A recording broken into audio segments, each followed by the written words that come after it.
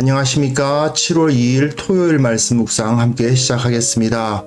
여전히 우리를 지키시고 보호하시는 하나님의 은혜가 날씨도 더워지고 여러가지 변화가 있고 그렇게 좋지 않은 소문들이 많이 들려오는 이 과정 가운데에서도 늘 우리와 함께 하시고 특별히 말씀으로 하루를 시작하시는 우리 귀한 성도님들의 가정과 생업을 지켜주시기를 간절히 기도합니다. 오늘 본문은 마태복음 14장 13절에서부터 21절까지 말씀입니다. 주님의 공급하심, 은혜, 그것을 가장 잘 보여주는 오병이어 이야기인데요. 말씀을 읽어보시고 마태복음이 말하는 오병이어 이야기가 어떤 의미를 가지고 있는지 생각해보는 시간을 가졌으면 합니다. 예수께서 들으시고 배를 타고 떠나사 따로 빈들에 가시니 무리가 듣고 여러 고을로부터 걸어서 따라간지라. 예수께서 나오사 큰 무리를 보시고 불쌍히 여기사 그 중에 있는 병자를 고쳐주시니라. 저녁이 되매 제자들이 나와 이곳은 빈들이요 때도 이미 저물었으니 무리를 보내어 마을에 들어가 먹을 것을 사 먹게 하소서. 갈 것 없다. 너희가 먹을 것을 주라. 여기 우리에게 있는 것은 떡 5개와 물고기 2마리뿐이니이다. 그것을 내게 가져오라. 무리를 명하여 잔디 위에 앉히시고 떡 5개와 물고기 2마리를 가지사 하늘을 우러러 축사하시고 떡을 떼어 제자들에게 주시매 제자들이 무리에게 주니 다 배불리 먹고 남은 조각을 12바구니에 차게 거두었으며 먹은 사람은 여자와 어린이 외에 5,000명이나 되었더라. 네, 말씀 잘 보셨습니까? 오병이어 사건은 사실은 사복음서에 다 나오죠. 그러다 보니까 매우 익숙하게 자주 만나게 되는 본문인데요. 특별히 마태복음과 마가복음의 경우는 헤롯이 자기 생일잔치 때에 세례 요한을 죽인 이 사건과 대비시켜서 제시가 됩니다. 오늘 본문은 14장에서 17장 교회의 기틀을 놓는 하나님의 나라가 세상 가운데 강력하게 퍼져나가는 모습 가운데 나타나잖아요. 그럼 세상 나라는 어떤 나라였습니까? 어제 우리가 보았습니다마는 헤롯이 선지자를 죽이는, 사실은 왕이지만 왕노릇 제대로 못하고 권세를 잡은 것 같지만 자기 마음대로 할 수 있는 거 아무것도 없었던 이 헤롯이 선지자를 죽임으로 말미암아 하나님의 원수가 되는 그런 이야기를 보셨어요. 이런 세상 가운데에 오병이어의 모습은 완전히 다른 거죠. 물론 누가복음이나 요한복음에도 오병이어 사건이 기록되어 있습니다만은 마태나 마가복음에서 이 세상 나라와 대비되는, 세상의 권세와 대비되는 예수님의 권세, 예수님의 나라, 그것이 나타나고 있다는 것을 생각하시면 본문을 이해하기에 굉장히 좋습니다. 본문 보시면요, 예수님께서 들으시고 세례 요한이 죽었다는 이야기를 들으셨다, 그 말씀이죠. 마가복음은 사실은 여러 일을 하다 보니까 이 좀 쉬어야 되겠다 하고 광야로 들어갔다고 기록하고 있는데 비해서 마태복음은 세례 요한의 죽음으로 말미암아 완전히 새로운 시대가 열리게 된 거거든요. 그러다 보니까 이제 배를 타고 떠나는 이전의 사역과 이후의 사역을 분리시키는 듯한 표현 뒤에 나타납니다. 그리고 따로 빈들에 가시는데, 빈들은 광야, 헬라어로는 에레모스인데요. 광야란 뜻입니다. 자, 배를 타고 떠나신 것은 이스라엘 백성들이 홍해를 건넌 것을 떠올리게 해요. 그리고 헤롯이 세례 요한을 죽인 이야기는 애굽에서의 바로의 학정을 떠올리게 하는 것이죠. 그 모든 것을 다 끝내고 이제는 새로운 시대가 열리게 된 것을 보여주는 것입니다. 빈들, 광야로 들어가시니까 무리가 듣고 여러 고을로부터 걸어서 따라간지라, 네, 이 표현 자체가 다 홍해를 건너는 모습을 떠올리게 합니다. 이스라엘 백성들이 걸어서 홍해를 건넜잖아요. 마찬가지로 물론 여기서는 초자연적인 현상이 일어난 것은 아닙니다만은 이 모습을 통해서 출애굽한 이스라엘의 모습을 연상하게 되는 거죠. 예수님께서 나오셔서 큰 무리를 보시고 불쌍히 여기셨습니다. 그리고 그 중에 있는 병자를 고쳐주십니다. 이를 통해서 광야에서 예수님의 나라가 만들어졌다고 보시면 되는 것입니다. 어제 본문에서는 세상 나라, 헤롯의 나라가 제시되었다면 이것은 광야에서 만들어진 예수님의 나라가 만들어졌어요. 그곳에서 예수님께서는 무엇을 하십니까? 병자를 고치십니다. 잔치를 벌이시는 것이 아니라 병자를 고치세요. 선지자를 죽이는 것이 아니라 아픈 사람을 고쳐주십니다. 죽음의 잔치가 아니죠. 이곳은 생명의 잔치가 벌어지게 되는 것입니다. 그런데 저녁이 되었습니다. 제자들이 나와 이르되 이곳은 빈들이요 때도 이미 저물었으니 무리를 보내어 마을에 들어가 먹을 것을 사 먹게 하소서. 어떻게 보면 애굽으로 돌아가자 했던 이스라엘의 말과 비슷한 느낌을 주는데 현실적으로 보았을 때는 당연히 이렇게 해야만 될 것 같습니다. 더 이상 무리들이 여기서 먹을 것도 없는데 빨리 가서 먹을 것을 사 먹는 시간이 있어야지 이 사람들 이렇게 데리고 있으면 어떡하겠느냐? 그건 분명히 맞는 말이죠. 하지만 예수님께서는 이것에 대해서 완전히 다른 반응을 보이시죠? 예수께서 이르시되 갈 것 없다. 너희가 먹을 것을 주어라. 너희가 먹을 것을 주라고 말씀하십니다. 내가 먹을 것을 주겠다라고 하시지 않고 제자들이 무리에게 먹을 것을 주게 하시는 것은 제자들이 무리를 치는 목자들이 될 것을 이미 계산하고 계시기 때문입니다. 하지만 제자들은 자기들이 그런 능력을 가지고 있지 않다고 생각하겠죠. 그래서 여기 우리에게 있는 것은 떡 5개와 물고기 2마리 뿐이니이다. 떡이 5개 그리고 물고기가 2마리인데요. 이건 모두 다 굉장히 상징적인 숫자들입니다. 5는 성경에서 대부분의 경우에 율법 또는 성경을 의미해요. 왜냐하면 모세가 5개의 책을 썼잖아요. 창세기, 출애굽기, 레위기, 민수기, 신명기, 모세 5경. 그리고 유대인들은 지금도 모세 5경을 토라라고 부르면서 특별한 더 권위 있는 책으로 여기고 있습니다. 그걸 봐도 알 수 있듯이 5는 성경 또는 율법을 의미하고요. 말씀의 능력이었다는 것을 의미하죠. 지금 이들이 뭘 갖고 있었다는 겁니까? 빵인데 상징적으로는 이 빵이 무엇을 의미합니까? 하나님의 말씀. 그리고 2는 뭐죠? 증인, 증거, 증언. 하나님의 말씀을 증언한다라는 차원으로 5, 하나님의 말씀, 그것이 2, 증언하고 있죠? 그런데 앞에서 12장까지 11장과 12장에서는 어떤 일이 벌어졌었습니까? 예수님께서 말씀을 계속 증거하심에도 불구하고 사람들은 받아들이지 않았죠. 그런데 지금 여기서는 어떤 일이 벌어집니까? 제자들의 손에 5개의 빵, 하나님의 말씀이 그들에게 주어졌다고 생각하셔도 돼요.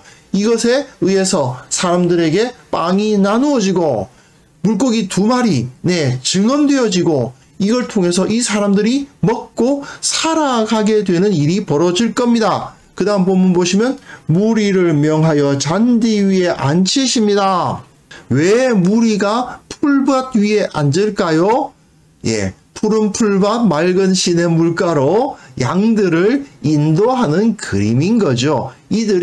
양들이 마치 그 풀밭에 앉아서 먹을 것을 먹듯이 이들에게 목양이 이루어지고 있다는 것을 상징적으로 보여주는 것입니다. 떡 5개와 물고기 2마리. 다시 한번 강조하고요. 하늘을 우러러 축사하시고 떡을 떼어 제자들에게 주심에 제자들이 무리에게 주었다라고 기록하고 있습니다. 예수님께서 축사하시고 그 빵을 떼어서 제자들에게 주셨고 제자들이 무리에게 주었다라는 그림을 굳이 그리고 있는 이유는 제자들이 무리를 목양해야 하는 사람들이라는 것을 그려주기 위함이에요. 예수님 앞에서 헌신된 주님의 말씀을 따라서 예수님과 함께 살아가기를 결단하는 사람들이 수많은 무리들에게 하나님의 은택을, 주님의 은혜를 나누어 주는 모습을 여기서 그려주고 있죠. 그래서 다 배불리 먹고 남은 조각을 몇 바구니요? 12바구니. 12 무엇을 상징하는 숫자입니까? 이스라엘 12지파잖아요. 이스라엘 지파들이 여기서 모두 다 풍족하게 먹을 수 있었다라는 것을 보여주는 거죠. 그래서 먹은 사람은 여자와 어린이 외에, 자, 여자와 어린이 외에 왜 여자하고 어린이는 세지 않았는가? 아, 그 당시는 여자와 어린이는 뭐 사람으로 치지도 않았지 않느냐? 이렇게 생각하실 수도 있는데 사실은 민수기에서 사람들을 세잖아요. 민수기를 보시면 어느 지파 몇 명, 어느 지파 몇 명 세고 있거든요. 거기선 여자와 어린이 그리고 노인은 세지 않았습니다. 민수기는 가나안 땅으로 쳐들어가기 위한 군대를 형성하는 이야기거든요. 그러니까 싸울 수 있는 사람들만 셌습니다. 여기서 여자와 어린이 외에란 말을 왜 했겠어요? 여기서 지금 그 광야에서 민수기에서 있었던 일과 같은 일이 벌어졌다라는 것을 말해주기 위해서 여자와 어린이는 뺐다고 말하고 있는 거예요. 즉, 이 5,000명은 하나님의 나라가 된 것입니다. 새로운 이스라엘의 배경이 된 거죠. 하나님의 말씀을 상징하는 5,000명이 그 광야에서 말씀을 상징하는 주님의 빵과 그리고 증언을 상징하는 물고기를 먹고 하나님의 백성, 이 세상 가운데 나아가 영적인 전투를 감당할 하나님의 군대가 여기에 만들어졌다 하는 것을 그려주고 있는 것이라고 생각하시면 되겠습니다. 나중에 다시 다루겠습니다만은 칠병이어 사건이 마가복음에도 그렇고 마태복음에도 나오거든요. 칠병이어 사건에서는 4,000명이 먹고요. 7개의 떡을 사용합니다. 왜 빵이 7개냐? 창조예요. 창조의 상징이 실이고, 그리고 사람들은 4,000명이거든요. 4는 온 땅을 상징하는 숫자예요. 동서남북 사방을 상징해서 온 땅의 백성들이, 창조된 모든 백성들이 그 은혜를 받는 그림을 그려주는 겁니다. 오병이어 사건은 이스라엘 백성들이 은혜를 받는다, 유대인들이 구원을 받는 그림을 그려준 것이고, 칠병이어 사건은 모든 민족, 모든 이방 백성들에게까지 그 은혜가 흘러가는 그림을 그려주는 것이라고 보시면 됩니다. 물론 이것은 곧 다시 나오니까 그때 다시 한번 말씀을 드리도록 하겠습니다. 여하튼 이 오병이어 사건이나 칠병이어 사건이나 하나님의 나라, 그 천국이 어떠한 곳인가를 분명하게 보여주는 예시라고 할 수 있습니다. 천국은 우리가 죽고 나서 가는 어떤 곳이라고 생각하시면 안 됩니다. 하나님의 나라는 지금 이곳부터 먼저 만들어지는 겁니다. 여기서 하나님의 나라는 이루어지고요. 그리고 우리가 죽고 난 이후에도 그 하나님의 나라는 끝나지 않을 겁니다. 이스라엘이 애굽에서 나와 광야로 향했던 것 같이 하나님의 나라는 세상으로부터 나와서 그 광야와 같은 곳에서 참된 풍요를 누릴 수 있게 해줍니다. 그런데 세상하고 비교해보면 어떻습니까? 헤롯의 왕궁에서 벌어졌던 잔치와는 좀 다르죠? 헤롯의 잔치에서는 소반, 아마도 금이나 은으로 만들어져 있었던 그 소반에 선지자의 머리가 담기는데, 하나님 나라의 잔치에서는, 천국 잔치에서는 바구니에 뭐가 담깁니까?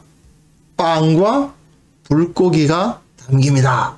왕궁에서 높은 사람들이 함께 모여서 즐기는 잔치가 아니라 불쌍히 여김을 받을 만한 사람들이 우글우글 모여서 빵과 물고기, 어떻게 보면 좀 초라해 보이고 너무 익숙한 특별할 것 하나도 없는 먹을 것을 먹는 잔치입니다. 하지만 어느 쪽이 더 풍성합니까? 왕궁이 화려하지만 실제로는 하나님과 대적될 수밖에 없는, 실제로는 그곳에선 죽음의 냄새가 나는 그러한 화려한 세상의 잔치에 참여할 것이냐, 아니면 광야에서 이루어지는 어떻게 보면 초라하지만 그 진정한 생명이 있고 진정한 풍성함이 있는 그 잔치에 참여할 것이냐, 이러한 질문을 독자들에게 마태는 지금 던지고 있는 것이라고 할 수 있습니다. 우리는 예수님을 따르는 사람들 아닙니까? 그러므로 우리는 세상의 화려함, 그것을 부러워해서는 안 됩니다. 그곳에서 나오는 죽음의 냄새, 죽음의 썩은 냄새를 맡을 줄 알아야 돼요. 오히려 우리는 초라한 그러나 풍성한 광야의 잔치를 찾을 줄 알아야 됩니다. 그곳에서는 생명의 잔치가 벌어지는 것입니다. 세상의 거짓된 유혹, 그것으로부터 눈을 돌려야 합니다. 우리는 말씀이 주는, 하나님의 능력이 주는 그 은혜를 바라볼 줄 알아야 되는 것입니다. 교회가 하나님의 영광을 잃어갈수록 겉모습만 화려해지는 경향이 있죠. 주님의 능력을 잃어갈수록 세상의 권력, 그러니까 돈이나 사회적으로 명망 있는 사람들이 우리 교회 다닌다 이런 거 자랑한다든지, 또는 우리 교회 사람들 많이 모여있다 이런 걸 추구하는 경향이 있죠. 우리는 하나님의 권능을 따르는 사람들이지 세상의 돈이나 세력이나 유명세나 이런 것을 추구하는 사람이 아니라는 것을 철저하게 기억해야 됩니다. 하나님께서 우리에게 주신 권능은 말씀의 권능이고 진리의 권능이고 생명의 권능이라는 사실을 깨달아야 됩니다. 세상적인 것에 휘둘리지 않고요. 돈이나 사람 숫자나 유명한 사람들, 그들에 의해서 좌우되는 것이 아니라 오직 우리 주 예수 그리스도 주님만을 바라볼 줄 아는 참된 신앙인으로서 우리가 다시 세워질 수 있었으면 좋겠습니다. 지금 우리의 모습이 어떠한지 다시 한번 반성해 볼 수 있었으면 좋겠고요. 주님께서 원하시는 참된 모습으로 우리가 회복되기 위해서는 어떤 노력이 필요한지, 내가 바꾸어야 될 것은 무엇인지, 반성해야 될 것, 회개해야 될 것은 무엇인지 생각해 보시면서 함께 기도하는 시간 가졌으면 합니다.